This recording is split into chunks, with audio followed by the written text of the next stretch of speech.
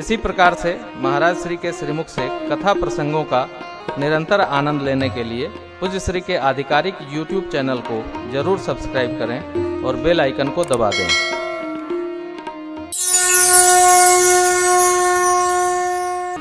मैं श्रद्धा में वृंदावन गया, एक दिन की घटना है, बड़ी अद्भुत घटना है। भरत जी जानते हैं, बड़े अच्छे वक्ता हैं, 3 पीढ़ी से कथाकार परिवार है। तो परम श्रद्धेय सुरेश भैया के यहाँ प्रसाद था, मैं बैठा प्रसाद ले रहा था। सुरेश भैया हमारे साधक महापुरुष हैं, कथाकार हैं, वो भागवत के बड़े निष्णात वक्ता हैं, परम श्रद्धेय सुरेश शास्त्री जी। तो जो साथ में प्रसाद लेने गोस्वामी जी आए, बोले कि भैया एक समस्या है। ने कहा क्या? इनको तो हम पहली बार मिले हैं, समस्या के साथ मिलना हो रहा है क्या? तो बोले एक भाई इनका 3 करोड़ रुपया लिए हैं, वो वापस नहीं कर रहे हैं। तो मैंने पूछा कुछ तो कहते होंगे? तो वो कहते हैं मैं दूंगा। क्या कहते हैं? दूंगा।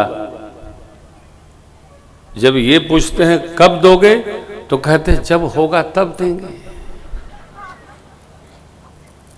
अरे भाई हमको आवश्यकता है, अब तो देंगे, कब? तो होगा तब, तो अंत तक न हुआ तो नहीं देंगे। मैंने कहा इसका कोई अर्थ हुआ? बोले नहीं, वो कहते तो हैं कि मैं दूंगा। मैंने ऐसा नहीं है, कुछ और कहते होंगे। बोले वो कहते हैं आपके पास था, आपने हमको दे दिया, अब मेरे पास होगा तो मैं आपको दे दूंगा। मैंने कहा आपके पास कब होगा? बोले चाहे जब होगा।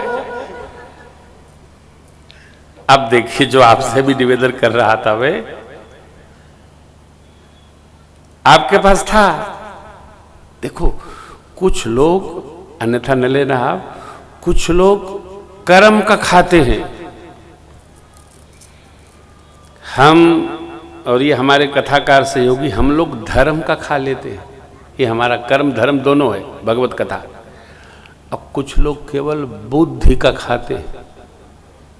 365 लोगों की सूची बना लेते हैं और एक पहले आदमी का नंबर 365वें दिन आता है। वो यही काम करते हैं कि अब ये सूची में किसका टिक लगावे कि महीने भर का काम चलता रहे। भगत हैं हम, आप नेकी करो तो आपके बगल में समुंदर नहीं है तो नर्मदा जी में डालो, नहीं तो होगा कुछ नहीं। जैसे सब परेशान है वैसे हम आप भी परेशान रहेंगे। भगवान कहते हैं सत्कर्म करो, मेरे चरण में डालो, मम पद मन ही बहादिबर। और यदि नहीं कर पाओगे तो फिर बहुत कलेश है। जीवन में यदि आप सुखी रहना चाहते हैं तो फिर निरपेक्ष होने का अभ्यास करिए। यह अभ्यास से होगा, एक दिन में होना नहीं है। निरपेक्ष हमारा कार्य है, हमने संपन्न कर लिया, तुम्हारा तुमको करना है, तुम जानो। परमात्मा इसी भाव में अवस्थित रहते हैं, भक्त को भी इसी भाव में अवस्थित रहना सुखी होने का महामंत्र है। महामंत्र जो ही जपत महेशु काशी मुकुट हेतु। चतुर लोगों से बचे रहिए, सावधान रहिए, सहज रहिए और चलते रहिए। एक बार जननी अनहवाए, करि सिंगार पल नाम ओढ़ाए। निज कुल इष्ट देव भगवान, पूजा हेतु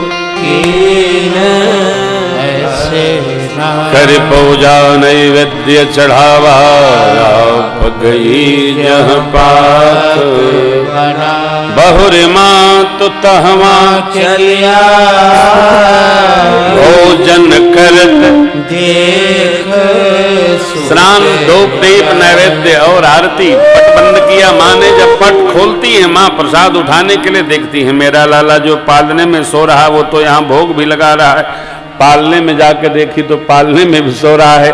यहाँ वहाँ दुई बालक देखा, मति भ्रम मोर किया। देख राम जननी अकुला प्रभु हसी मधुर माँ को व्याकुल देख भगवान मुस्कुराए और मुस्कुराए तो लीला का विस्तार हुआ। देख रावा माँ कहीं निज अद्भुत रूप अखंड रोम प्रतिलागी कोटि कोटि भगवान ने मेरी मैया को अनेक ब्रह्मांडों का दर्शन अपने एक एक रोम में कराया। कितना कराया? बाबा ने कहा अगणित रवि शशि शिव चतुरानन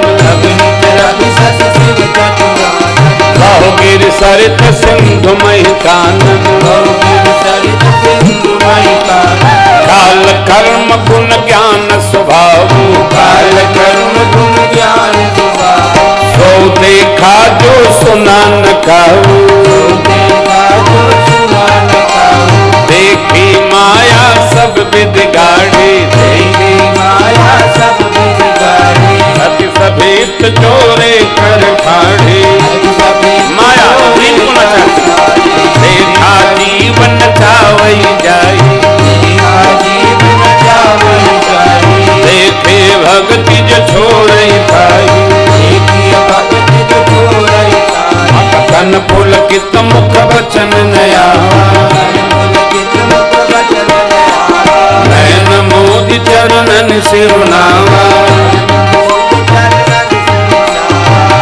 इस माया देखी माता रे इस माया देखी माता रे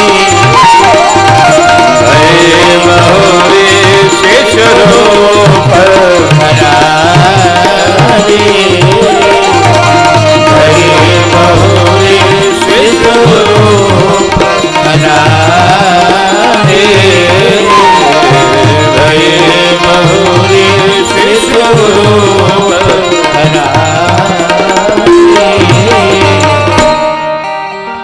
अनेकानेक सूर्य अनेक चंद्रमा अनेक गिरि पर्वत अरे माया जो जीव को नचाती है भक्ति जो जीव को छुड़ा के बचा लेती है। माँ ने सब देखा माँ विस्मृत हो गई शरीर थर थर कंपित हो गया माँ का कांपने लगा। माँ को विस्मय भाव में देखकर सरकार फिर उस शिशु रूप में भये बहुरी शिशु रूप खरा माँ हाथ तो जोड़ी स्तुति नहीं बन पा रही है भय के मारे। भगवान ने माँ को भय सहित देखा तो भगवान फिर शिशु केली करने लगे। भगवान ने माँ से कहा हरि जननी बहुविधि यह जन कतहु कहसी क्यों माँ मैंने यह स्वरूप आपको दर्शन कराया है किसी से कहिएगा नहीं। अब देखिए भक्ति पथ में चमत्कार नहीं है परिष्कार है प्रेम है भजन है स्नेह है श्रद्धा है समर्पण है स्मरण है सब कुछ चमत्कार नहीं है। भगत को न चमत्कार करना चाहिए और न चमत्कार की चाहत रखनी चाहिए। जटा में से नारियल निकलेगा दाढ़ी में से आंवला टपकेगा ये भक्ति पथ नहीं ये रुग्ण पथ है कदापि नहीं। भजन करिए आपका भाव परमात्मा भाव में जितना अवस्थित होगा सब सहज होता चला जाएगा आपके जीवन में कुछ अलग से नहीं करना पड़ेगा। भगवान इसलिए मां से कह रहे हैं मां यह जनिकत कहसी सोलो माँ किसी को नहीं बताई है। क्यों? ऐश्वर्य की चर्चा हो गई तो सहजावस्था जीवन से समाप्त हो जाएगी। सहज रहना, परमात्मा कहते एकदम सहज, कोई बनावट नहीं। जितनी बनावट उतनी मिलावट, जितनी मिलावट उतनी गिरावट। सहज।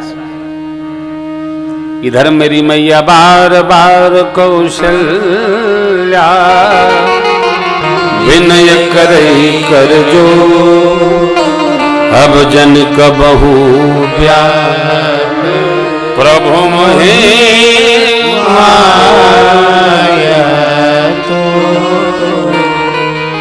हाथ जोड़कर मां विनय करती है, प्रभु आपकी ये माया प्रकृति हमें आगे कभी व्याप्त न।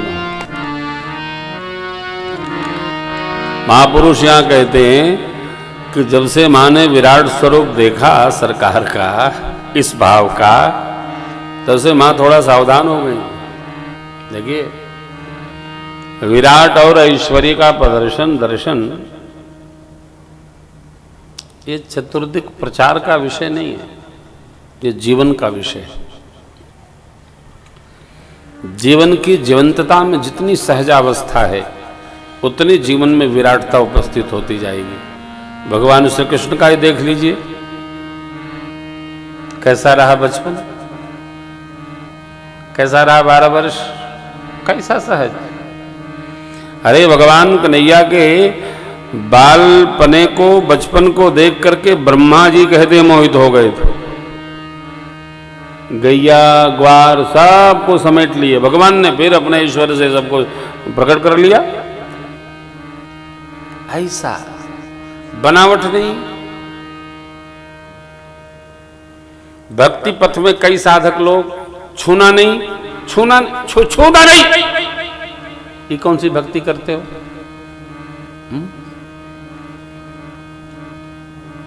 बाहर से कोई आदमी आके बैठ जाए, चाहे जितना महंगा सोफा हो, पहले पानी लेके छिड़काव करेंगे। सोफा छिड़काव के लिए है क्या? साफ कर लो। अरे अब तो ठीक है कि गैस बत्ती, गैस चूल्हा आ गया है, नहीं तो माताएं लकड़ी भी धोती थी, इतना उनको मीनिया होता था बीमारी का, लकड़ी धोती थी। भक्ति में बहुत बनावट नहीं करो।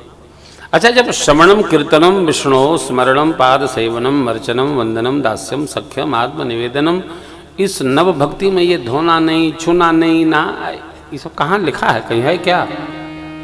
अन्यथा जोड़े रहते हो।